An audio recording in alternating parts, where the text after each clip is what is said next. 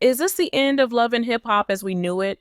That question had taken over social media, news blogs, and even group chats. You won't believe what was happening behind the cameras of one of the biggest reality shows on television. Mona Scott Young, the woman everyone once called a genius of reality TV, now found herself at the center of a legal storm. A bombshell lawsuit had dropped, and suddenly the glitz, the glam, and the drama didn't look so entertaining anymore.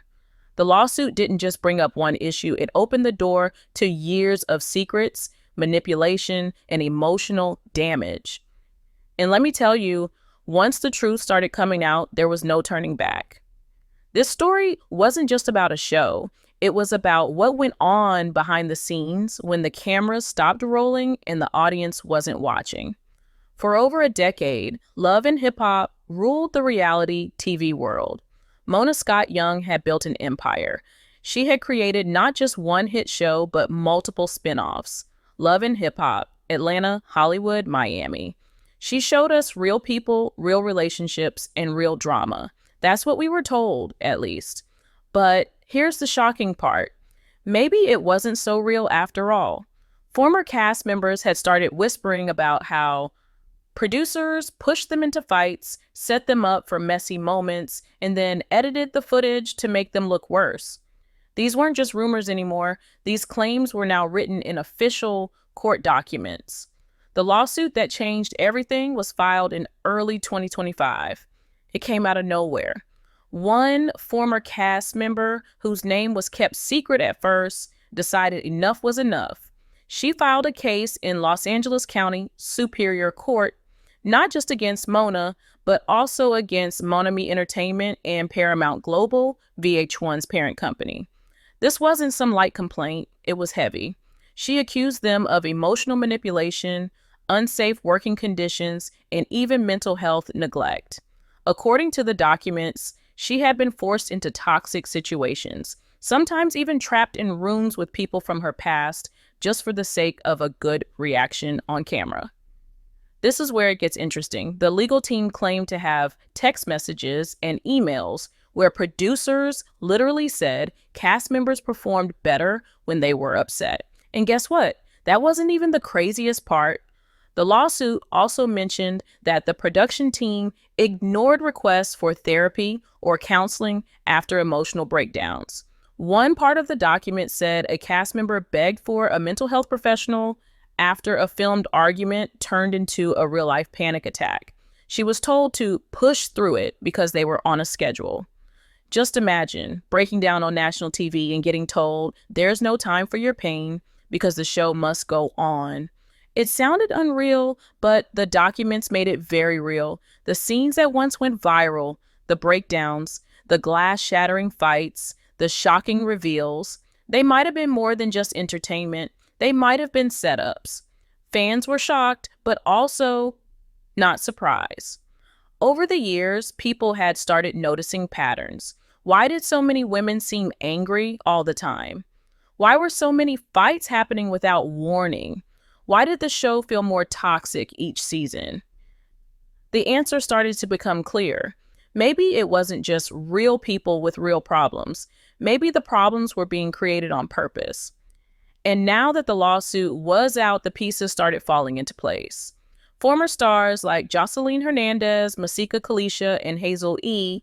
had already spoken out before, but now their words hit harder. Jocelyn once said, "They wanted me to act crazy. They wanted the wild Puerto Rican girl. And when I stopped giving them that, they turned on me." At the time, it sounded like frustration. Now, it sounded like a warning. As more people began to talk, the pressure grew. What had started as a single court case was now beginning to look like the start of something much bigger. Could this become a class action lawsuit?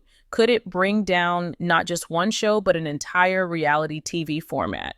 The industry had seen controversy before, but this felt different. This wasn't just about drama for ratings. This was about real damage to real people.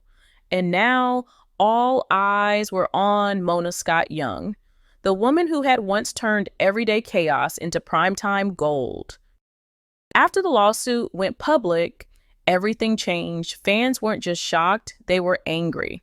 Within hours, hashtag cancel love and hip hop and Mona exposed started trending on X, formerly Twitter. People dug up old clips, reunion episodes, and interviews where cast members had hinted at the dark side of the show. One clip from 2014 showed Erica Mena calling out producers for lying about what people said behind their backs, just to trigger a reaction. She said, "They'll tell you someone said something they never actually said. Then, when you lose it, they use that moment to market the entire season." And suddenly, everyone started rewatching those explosive scenes with new eyes. What once seemed like just reality TV drama now looked like emotional setup. But here's the part that really had fans talking. Mona Scott Young went silent, completely. No press release, no tweets, not even a cryptic Insta story. For someone who had always been sharp with her media game, this silence was loud. People started asking, is she being advised to stay quiet, or is she just hoping it'll all blow over like it did before? But this time, it didn't blow over. The internet wasn't having it. People were calling for accountability, demanding transparency, and questioning how long this had really been going on. And then, a week later, Mona finally broke the silence. She dropped a carefully written statement on Instagram saying, "I have always taken pride in telling stories that reflect real people and real experiences. The well-being of our cast has always been a top priority. While I cannot comment on ongoing legal matters, I stand by the integrity of the work we've done and the lives we've impacted." But let me tell you, that statement didn't land the way she probably hoped. The comments were brutal. One user wrote, "You didn't create stories, you created trauma and made it entertainment." Another said, "You made millions off pain. Now you want to play innocent? Be serious." And just like that, the heat turned up. What made this story different? This time the power was shifting. The same people who once needed the show to stay relevant were now speaking up. Some were even considering joining the lawsuit. And this wasn't just about drama anymore. Hey, it was about justice. Because if producers were really manipulating emotions, pushing people into breakdowns, and refusing mental health support, then this wasn't just an entertainment issue. This was a human rights issue. And now, even people inside the industry were starting to talk. Insider sources, former production assistants, ex-VH1 staffers, and even cast members started leaking info to blogs and reporters. They said emergency meetings were being held daily. VH1's legal team was going through every contract, every NDA, every episode. The goal? Damage control. One source even said they're reviewing everything, past seasons, reunion shows, spinoffs. They're trying to figure out how bad this could get. And let me tell you, it wasn't looking good. Because just days after the lawsuit hit, VH1 suddenly pulled down a casting call for Love and Hip Hop Miami that was supposed to go live that week. No explanation, no announcement, just gone. Destiny took an unexpected turn when rumors started swirling that Mona might be stepping away from production. Some said it was temporary. Others believed it was VH1's quiet way of cutting ties without making it official. But here's the twist. Mona wasn't just behind Love and Hip Hop. She had deals with BET, Netflix, and YouTube. If this lawsuit gained more traction, it could shake up her entire empire. And platforms were watching. Word started spreading that even brands like Fashion Nova and Beats by Dre were reconsidering their partnerships, worried about the reputational damage. This is where it gets deeper. This wasn't just about Mona or one show anymore. It was about the entire industry. Reality TV had always lived in the gray area, blurring the line between real and scripted. But this lawsuit forced a new question. How far is too far? What happened when producers crossed that line and no one held them accountable? And more importantly, what if they had been doing it for years? As the legal fire kept spreading, something even more shocking started to happen. More cast members began to speak out. Some were reaching out to lawyers, Others were going live on Instagram, sharing their own behind the scenes experiences, and suddenly the stories started matching up. Allegations of being pushed into toxic confrontations, being misled by producers, and having emotional breakdowns filmed without consent were coming from all directions. Former cast members like Jocelyn Hernandez, Masika Kalisha, and Hazel E. didn't hold back. Jocelyn's old interviews resurfaced where she admitted producers encouraged her to act out for ratings. She said, "Bayoshin, they wanted me to be the wild, angry Puerto Rican. When I stopped giving them that, they turned on me. That hit different now, because what once sounded like drama now sounded like manipulation." But the craziest part, legal documents included actual text messages and emails from producers where they allegedly discussed how cast members were more entertaining when they were emotional. One message even said, "She always snaps when she's cornered. Let's build a scene around that." Let that sink in. That wasn't reality. That was strategy, real pain, used like a script. And just when people thought it couldn't go further, an even darker claim came out. According to the lawsuit, producers allegedly isolated cast members from their support systems. No phones, no outside contact, just cameras, conflict, and chaos. This is how they got those raw reactions, those viral clips. They didn't just catch drama, they created it. Meanwhile, VH1 was scrambling.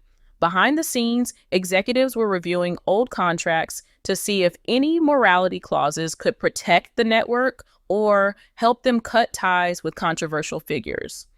The reunion specials for Love and Hip Hop, Miami, and Atlanta were suddenly postponed, and insiders said some producers had already been quietly removed from current projects. The word on the street, damage control was in full effect. But here's the shocking part. This lawsuit wasn't just threatening Love and Hip Hop. It was shaking the entire reality TV industry. Other networks like BET, OWN, and even streaming giants like Hulu and Netflix were reportedly reviewing their own unscripted projects. They were asking hard questions about mental health, safety protocols, and emotional exploitation. Because if Mona's empire could fall, who was next? Advertisers weren't waiting to find out. Big name sponsors began pulling back. One brand even canceled a major product placement deal for an upcoming reunion special, saying the risk wasn't worth it. And if advertisers start walking away, that's when the real trouble begins. Because at the end of the day, reality TV isn't just about drama, it's about money. And when money starts leaving the table, that's when even the most powerful producers start to feel the heat. So now, with legal pressure rising, public opinion shifting, and financial support slipping, it looked like the foundation of Love and Hip Hop was cracking. And fans began asking a new question. Was this the beginning of the end? Or could the franchise survive this storm? As the days passed, things didn't calm down. They escalated. More former cast members started coming forward, not just in the media, but through legal channels. Word started spreading that a class action lawsuit was forming. That meant it wouldn't be just one person suing anymore.